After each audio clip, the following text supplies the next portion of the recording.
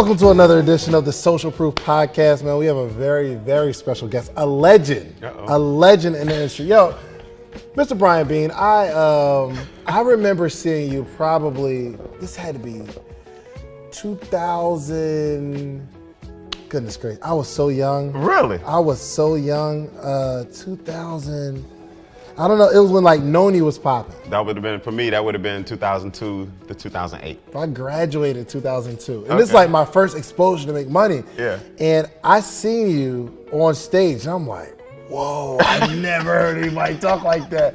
And to actually be able to follow your career and just to see how you took it to the next level. Man, welcome to the podcast. Hey, Mr. Brian man, I'm glad to be here, man. It's my honor, man. It really is. Pleasure's mine, man. So for those that don't know, been living under a rock as an entrepreneur, please share who you are. Yeah, let me say this real quick.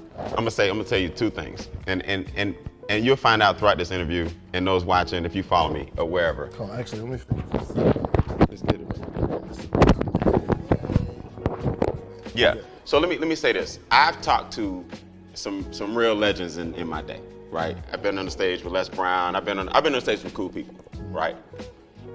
In the past 5 to 7 years, this is my most proud moment. Really? No joke. Yeah, I want everybody to know that. This to sit with you, and I've been on the stage with some gorillas. Mm-hmm. But in the past 5 years, I couldn't have been more excited. I'm under the weather and everything, so excuse my voice.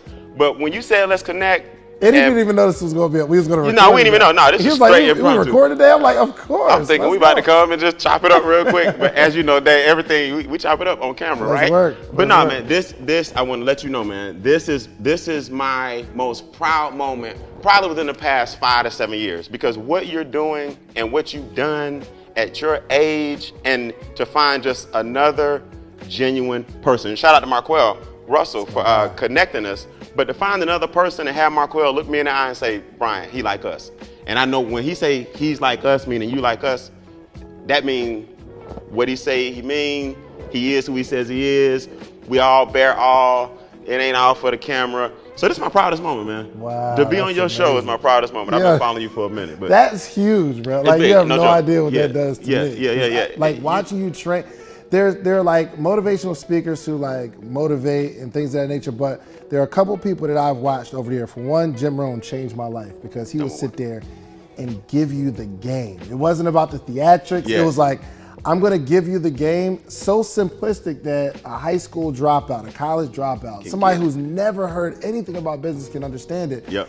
Between Jim Rohn and yourself. Oh, man. Like your teaching style is insane, bro. Come on, man. Don't put that kind of pressure on me, man. Absolutely. So I want to know, like, it, man. How did you get, first of all, let's talk about your journey as an entrepreneur. Okay. Well, it was simple. I went to Morehouse. I graduated in 97. I got my degree in English. But in 96, my sophomore year, I was connected with this organization and a telecommunication company, right? And sometimes people be like, I don't want to give you the name of the company. It was called ACN, right? Okay. I don't know why we do that, but it was called ACN. This ain't gonna hurt nothing. Right. So back in the day, I was with this organization in ACN, and I didn't do well. My first network marketing company, I didn't do well. I hit like the first level. But what it did, it gave me the training, it gave me the platform, it gave me the exposure and experience to people that were at the time 28, and I was 19, and these guys are like 10 years older than me. They're making $30,000, $40,000, $50,000 a month. So I got in ACN. Didn't do well, but the training that they gave me 3 years later, it manifested, and I retired when I was 22 because of my second company. So while people were really studying and getting their degrees, I actually took a specialty and a liking to network marketing. So after I hit the top of my second company, from then on, What was the second company? The second company was called E.TV.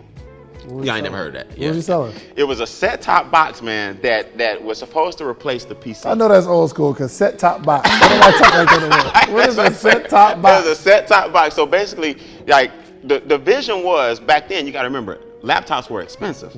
So the vision was, and the most expensive thing about your laptop is the monitor.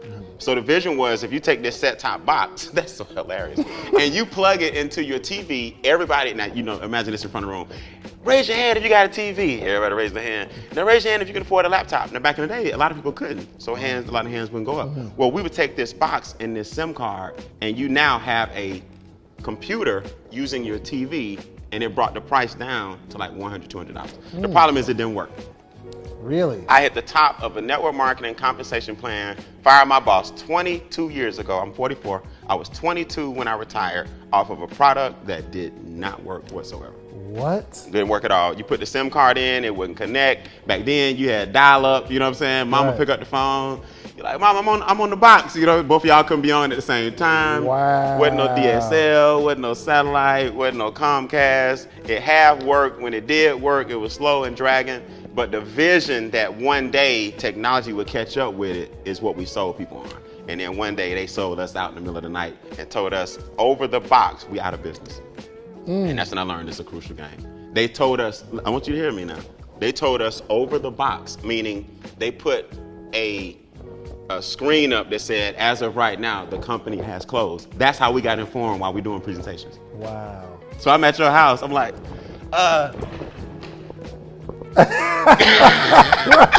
you the TV, right? I'm like, man, you gonna love this thing. It's gonna work. We out of out of business, bro. Out of business. They snatched the rug from up under us and sold the box to Walmart because Walmart felt like if you got this little distribution, network marketing, MLM thing going on, you can't have a partnership with us. That's a conflict of interest. So they got rid of us. Goodness gracious. That was company number 2. Then company number 3. First off, the fact that you were able to retire off a product that doesn't work, like what type of belief system did you have to have? Like what were you telling? How are you training your people? Yeah. So here's the cool thing about it. Because people can't sell stuff that does work. That does work. You feel me? They're having a hard time. Oh, it don't work. Yeah. It works. It's the power of vision. And in retrospect, here's what happened. You always talk about this too. I follow you like you wouldn't believe. So the power of having a strong team, right? So my upline at the time, he was an excellent visionary. The man could talk about vision like you wouldn't believe. We sold people on the idea of us being together. It wasn't really the box that you were excited about. It was about being part of our organization. We didn't even know what branding really was back then. Not like we do now. You know what I'm saying? We knew that we were a strong group of people who knew personality types, conflict resolution, work ethic, common sense, bad habits, presentation style, psychology, influence. We knew that we knew leadership and those things. And if you roll with us, whatever we hop into, you can be successful. This box is just something we trying right now. You see what I'm saying? So my upline had the vision. The guy above me had the technological skills. He was doing web pages before it was even popular. And I was the trainer. So we all knew our roles. I was first lieutenant. I never wanted to be captain. I never wanted to be co-captain. I was fine being first lieutenant. So the word was, if you get Brian Beane in front of these guys, in front of everybody, it's a wrap. How did you learn how to train so well? That's a good question. The first 2 mentors that I talked about my sophomore year in college, they taught me the psychology of training. Like, anytime something is bad, it's on you. You don't say, you broke. You say, I was broke. You know what I'm saying? Psychology of training. They taught me the psychology of putting smiley faces on the board because very seldom do you see a smiley face and it doesn't make you smile. You know what I mean? They taught me the psychology of never using red on the board. Green is money. Blue is calm. Black is facts. Red, take your red marker, throw it away. They taught me all that stuff my sophomore year. So when I tell you I was focused, I got 3 friends from college. What? Yeah, bro. I was focused. Oh my God. I got 3 friends from college I remember. One is my roommate. And 2 other ones I went to high school with. My college years at Morehouse are a blur. People say, man, you really didn't enjoy your college years? I said, well, I did. I just didn't enjoy them the same way that you did. Right. I sacrificed my college years, but guess what? I'm having a ball now. I already know. You know what I'm saying? I'm having a ball now. So we all had to make those decisions. So yeah, man, I learned the psychology of training at 19, and 3 years later at 22, it took me off my job. Wow. I worked a job for about 90 days. And that was it. Before you started in ACN, were you the kid that was selling candy? Were you the kid that was always ambitious? Yeah, I was always that person. I had the entrepreneurial gene, and I don't know why. My parents worked at IBM, both of them. My mom got a job at IBM. My dad is a former Parliament Funkadelic. A lot of people don't know. Yeah, George Clinton and Bootsy Collins and that's crazy. Isaac Hayes. He's on a lot of their albums. And he came off the road when I was born, and they were both working at IBM. And I don't know where I got that bug from, man, but I was selling candy to my brothers and sisters, and I was always that guy. Like Jim Rohn's my favorite mentor too. That's another thing I heard when I heard about that. I said, I gotta go meet this guy. And Jim Rohn said, you get how many bites?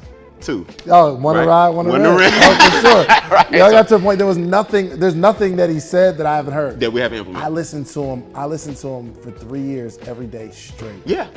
I tell people, man, Jim Rohn changed my life, man. For sure. Let me tell you something. My mom gave me a book. You probably got it. Not the big series or anything. Just a small pamphlet. Jim Rohn quotes. You know what I'm saying? Nah, I ain't get it. Oh, you got it, eh? Come on, man. I'll give you one. I know them all. Yeah, you know them all. Okay, I got a little book, Jim Rohn quotes. And I was like, who is Jim Rohn? She gave me that book, man, 9, 10 years old.